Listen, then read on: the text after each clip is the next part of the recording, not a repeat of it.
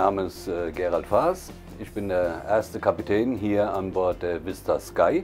Die Vista Sky Kreuzfahrtschiff ist 110 Meter lang, 11,45 Meter breit. Wir können fahren mit 181 Passagiere und 50 Mann Besatzung. Wir fahren eigentlich auf alle Flüsse, die für die Schiffsgröße schiffbar sind, von Brückenhöhen, Schleusenlängen und so weiter. In Deutschland, Holland, Belgien, Frankreich, Luxemburg. Das Schiff kann genauso zur Donau fahren bis zum Schwarzen Meer. Wir fahren jetzt im Moment eine 7-Tage-Reise, gestartet in Köln, sind da die erste Nacht nach Rotterdam gefahren, sind jetzt letzte Nacht von Rotterdam nach Antwerpen, wo wir hier sind, fahren heute Abend wieder los um 18 Uhr nach Amsterdam, morgen früh Ankunft, fahren dann übermorgen den nächsten Tag von Amsterdam raus zum Markermeer, Eiselmeer, nach Horn, nach Enkhuizen, weiter nach Kampen, von Kampen nach Deventer, nach Arnheim und zurück nach Köln, wo dann wieder Ausschiffung ist. Ja, als erster Kapitän ist man natürlich vorrangig nautisch im Einsatz, das heißt das Schiff fahren, zu gewissen Zeiten im Wechsel mit einem zweiten Kapitän, je nach Fahrplan. Man ist verantwortlich als erster Kapitän für die Sicherheit vom gesamten Schiff, für die Besatzung, die Gäste, aber auch die Sicherheitseinweisung zu Beginn der Reisen. Es gibt auch Schiffe, Fahrten, wo Nautical Lecture gemacht wird mit den Gästen, wo man halt auch Präsenzpflicht zeigen muss. Dadurch ist in aller Regel so, dass der zweite Kapitän in der Regel etwas mehr fährt als der erste, weil es muss ja auch mal geschlafen werden zwischendurch.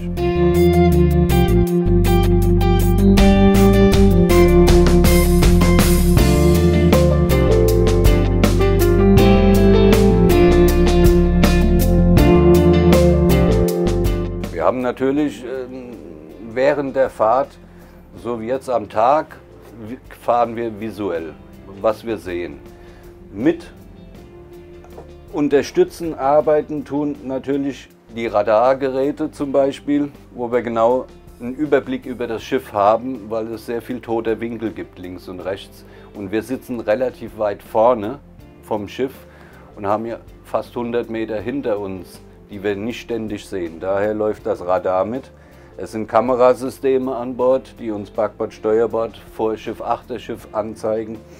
Es gibt ein Tresco-Informationssystem, was über GPS, AIS gesteuert ist, wo uns die Position anzeigt und viel mehr Informationen gibt über andere Schiffe, die entgegenkommen, wie die heißen, wie schnell die fahren, wie groß die sind, damit wir in der Situation auch die via Funk ansprechen können. Was machst du, wo fährst du hin? Wir haben Anzeigen, sogenannte Wendezeiger, der uns bei Dunkelheit, Nacht, Nebel anzeigt, wo das Schiff hinfährt, nach links oder rechts, wenn wir draußen nichts mehr sehen können. Es gibt ein Echolot, wo uns anzeigt, wie viel Wasser unter dem Schiff noch ist. Das ist jetzt nicht unbedingt eine Garantie, denn wenn das 10 cm anzeigt, ist es schon zu spät. Also es entbindet nicht von der Pflicht zu wissen, wo man ist oder wo man hinfahren muss.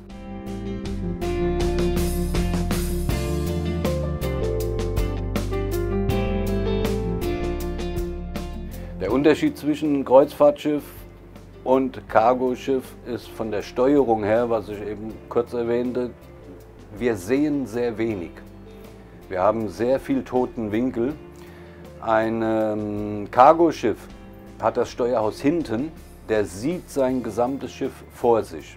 Der kann bei Schleusenfahren, Anlegen oder auch auf Streckenfahrt, hat er sein ganzes Schiff im Blick. Das haben wir nicht. Wir sehen nur kurz vor dem Schiff und kurz neben dem Schiff.